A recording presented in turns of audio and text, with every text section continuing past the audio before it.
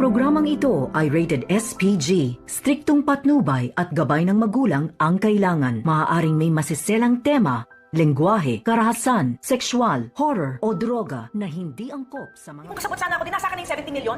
Binayaran mo na si Balahadja dati. Kaya hindi malayo na magkasabwat pa rin kayo. Maligayang pagbabalik muli at welcome back dito sa aking munting channel. Narito na nga ang ating pakabangan ngayong Miyerkules. Sa abot kamay na pangarap. May nadiskubre nga itong mga pulis na ransom money dito sa sakyan dito ni Balahadja. At natagpuan nga daw nila itong ransom money na nagkakahalaga ng 70 million pesos. At nagulat naman itong si Giselle na bakit 70 million pesos na lamang ang natira.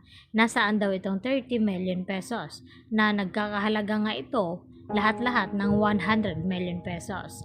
At dito naman na sumagot itong pulis na baka nandun sa kasama ni Balahadja na nakatakas itong 30 million pesos. At dito naman na sumingit itong si Moira na kung kasabot daw siya dito ni Balahadja ay dapat nasa kanya itong 70 million pesos. At hindi naman nagpapatalo itong si RJ at sinagot itong sinabi ni Moira na nagawa ngang binayaran noon ni Moira itong si Balahadja. Kaya hindi imposible ngayon na baka binayaran din ni Moira itong si Balahadja ngayon. At hindi na nga nagtagal ay tila lumala pa itong pagtatalo dito nila Moira at Giselle at RJ. Hanggang sa umalis na lamang itong si Zoe dahil patuloy pa rin silang nagtatalo. At dito naman na naabutan ni Lynette na nag-iisa itong si Zoe at umiiyak. At dito niya nga tinanong ito na kung bakit. At dito rin na sinabi ni Zoe na magulo na nga daw itong kanyang pamilya ngayon. At tila nahihirapan na ngang intindihin ni Zoe. Subalit ay hindi naman iyon ang totoo dahil alam ni Zoe na nakonsensya siya sa nangyari dito kay Don Pepe.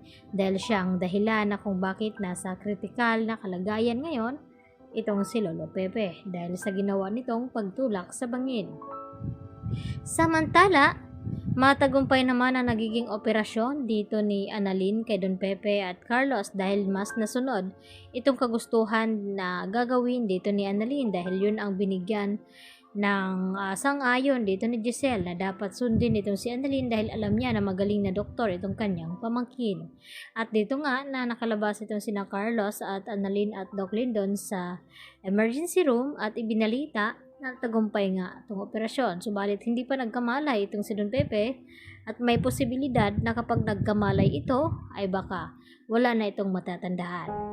At dito naman na sinabi dito ni Annalyn na pangsamantala lamang iyo dahil babalik itong mga alaala ni Don Pepe at para na rin daw malaman nila kung sino ba daw talaga ang nagpakidnap kay Don Pepe at tumulak sa kanya sa bangin.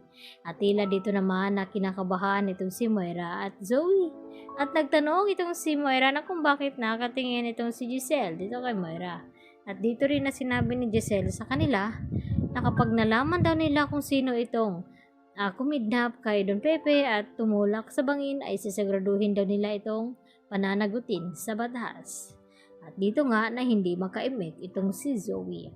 Samantala, dinalaw nga dito ni Annalyn ang kanyang Lolo Pepe at masinsinan na kinakausap na dapat daw ay lumaban dahil para malaman nila kung sino ba talaga may pakana ng lahat at kung aksidente nga bang nahulog itong si Don Pepe o tinulak siya doon.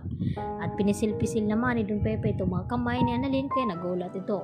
At ang kasunod nito ay itong si Carlos. At dito na binulungan itong si Don Pepe na sana daw ay hindi na lamang nalaman ni Don Pepe itong sekreto ni Carlos. Hindi sana magkaroon ng aberya.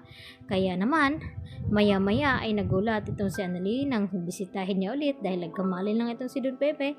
At dito na sinabi na gusto niya magpalipat sa Apex dahil hindi siya ligtas dito sa Eastridge dahil alam niya na tutuluyan siya dito ni Carlos dahil sa nalaman ito ng kanyang sekreto na siya nga tunay na ama dito ni Zoe.